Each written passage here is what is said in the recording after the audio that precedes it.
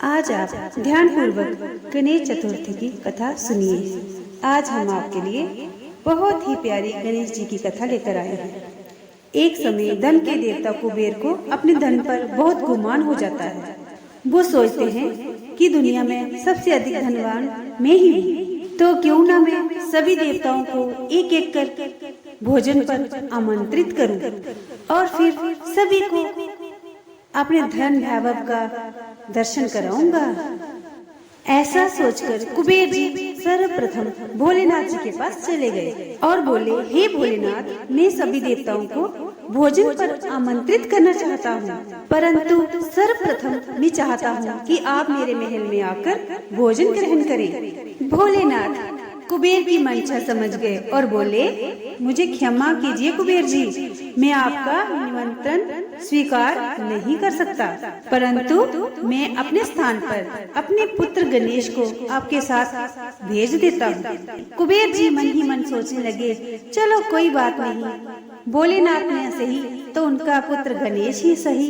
ठीक है प्रभु, जैसी आपकी इच्छा, आप गणेश जी को ही भेज दीजिएगा। अब कुबेर जी गणेश जी को लेकर अपने महल की ओर चल दिए।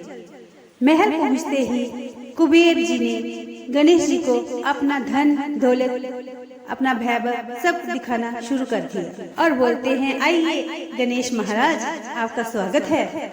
आज मैं आपको सोने की थाली में भोजन कराऊंगा। गणेश जी भोजन खाना प्रारंभ करते हैं। अब गणेश जी खाते जाएं, कुबेर जी मंगाते जाएं। गणेश जी खाते जाएं, कुबेर जी मंगाते जाएं। गणेश जी बोले, खीर और पूड़ी भी मंगवाइए। कुबेर जी, जी प्रभु खाइए और ले आता हूँ। और क्या हुआ, देखते ही देखते गणेश जी सारा भोजन खत्म कर देते हैं और बोलते हैं, क्या हुआ कुबेर जी, मुझे और खीर और पूड़ी चाहिए, मंगवाइए ना। कुबेर जी बोले, अब क्या मंगाऊं भगवान, सारा भोजन तो खत्म हो गया है।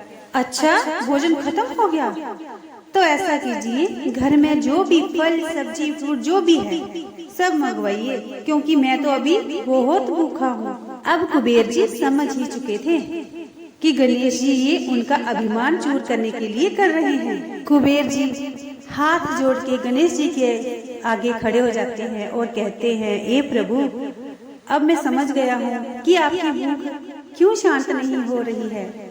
मुझे क्षमा कीजिए प्रभु, मुझे क्षमा कीजिए, अब मैं कभी अपमान नहीं करूँगा। अब गणेश जी वहाँ से कैलाश के लिए रवाना हो गए, अपनी सवारी नन्हे से मूषक पर बैठकर। बहुत खाना खाने की वजह से गणेश जी का भार मूषक से संभाला नहीं जाता और संतुलन बिगड़ जाने की वजह से गणेश जी गिर जाते हैं। गणेश जी कहते हैं, अरे अरे अरे मूषक जी, ये क्या किया आपने, मुझे तो नीचे गिरा दिया, मेरे सारे वस्त्र भी गंदे हो गए। तभी अचानक गणेश जी को किसी के हंसने की आवाज आती है। वो इधर उधर देखते हैं और जब उनको कोई नहीं दिखता, तभी उनकी नजर आसमान पर चमकते चंदा पर पड़ती है, जो गणेश जी को देखकर हंस रहे होते हैं। चंद्रमा को हंसते देखकर गणेश जी को क्रोध आता है। गणेश जी कहते हैं, तुम्हें अपनी सुंदरता पर बहुत घमंड है ना चंद्रदेव, तो मैं तुम्हें श्राप देता हूँ, आज से तुम्हारी चमक कम हो जाएगी। अब चंद्रमा को अपनी भूल का बहुत पछतावा होता है और वो गणेश जी से माफी मांगते हैं, मुझे माफ कर दीजिए गणेश जी, मुझसे बहुत बड़ी भूल हो गई, आप अपना श्राप वापस ले लीजिए। बार बार माफी मांगने पर गणेश जी का क्रोध शांत हो जाता है। गणेश जी कहते हैं, मैंने जो आपको श्राप दिया है वो पूर्ण रूप से समाप्त तो नहीं हो पाएगा, परंतु चंद्रदेव, माह में सिर्फ एक दिन ही आप पर इस श्राप का असर होगा।